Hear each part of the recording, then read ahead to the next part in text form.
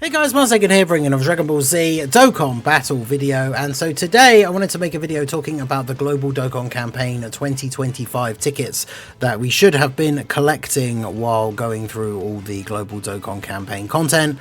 For those of you out there who have already done your summons on the Part 1 banners, I know I've seen a bit of mixed response in the comments and in the streams. Some people have gotten lucky. I mean, some people I've seen have gotten very, very lucky with multiple copies of the new units pulled in a fairly low amount of stones, and other people have not been so lucky. But I wanted to talk about these tickets because these will be your chance to potentially have a little bit of a comeback once we get into part 2. Now, as always happens with these big celebration rainbow tickets, it's always been a case with like the anniversary and the worldwide celebration. We collect these tickets as the celebration goes along, but they're usually not usable until part 2 of the celebration anyway, and then that gives you the option to use them on any of the banners, right? Because the part 1 banners are always still available in part 2, they just don't have the 3+1 discount on them anymore.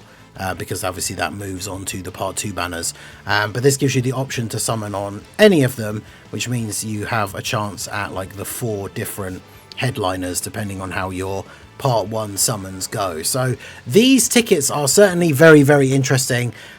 We said in the lead up to the Global Dokkan campaign, or I said multiple times, like, as much as people would love to see it because it's something that happened during the anniversary, and this is an anniversary level celebration, I do not think we will be getting another one of those like Purunga Wish type things where we get one of the new units just guaranteed for free.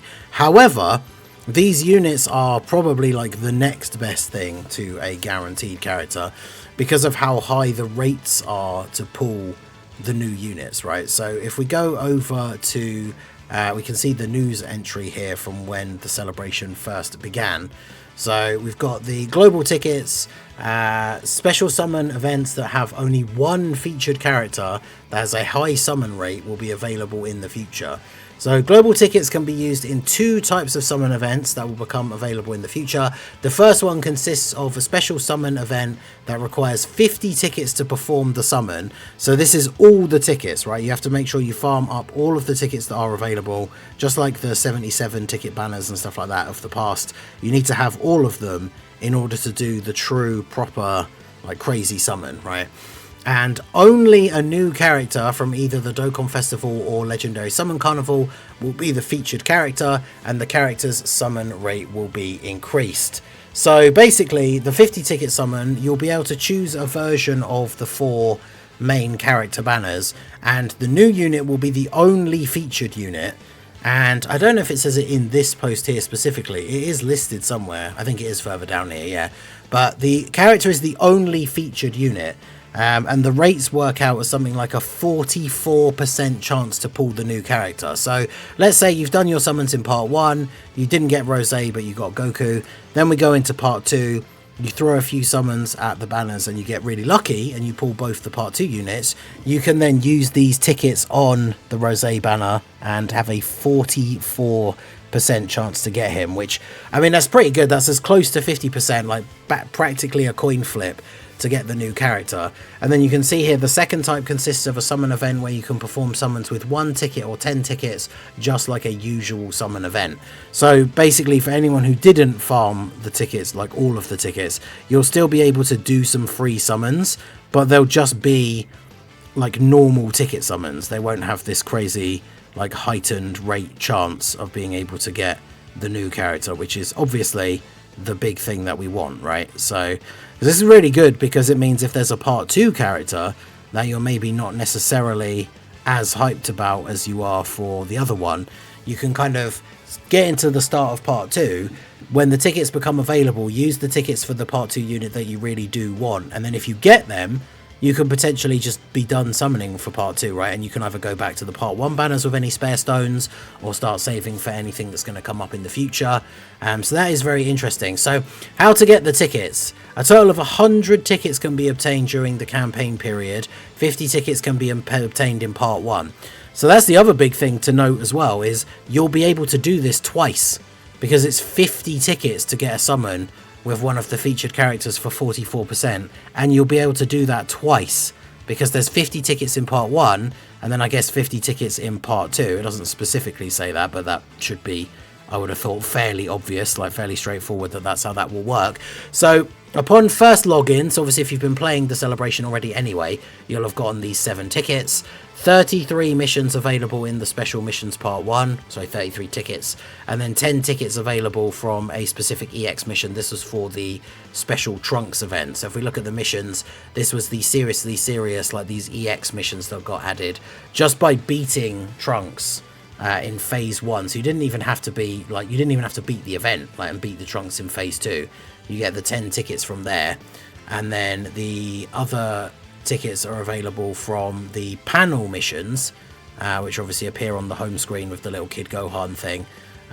So we had board 1, all these different very easy things: Turtle School training, growth mission 3 times, any Dokkan event, friend summon, exchange the global coins, use the growth keys, do an extreme Z battle, use an item and win a stage, and then use over 3 million Zenny. And then we go on to board 2, the Rose clone event, leveling up the Rose clones, the special battle, which can be done on the lowest difficult, so it doesn't even matter, the phase 1 of stage 10 in Divine Wrath and Mortal Will. Then the only other one is these missions are not yet finished. So currently there are 5 tickets here available, 2 from this mission and 3 from this mission. These missions are not yet available, so I imagine something is going to be shown or announced by the end of the weekend. I think we're probably going to see Easy A announcements, but these missions will probably be available going into next week, and that will enable you to get those final 5 tickets. Because if you check in game now, like for people who have been doing all of these missions, if you've done everything that's available so far, you should have 45 of these tickets, and then these 5 are the last ones that you're currently still unable to get.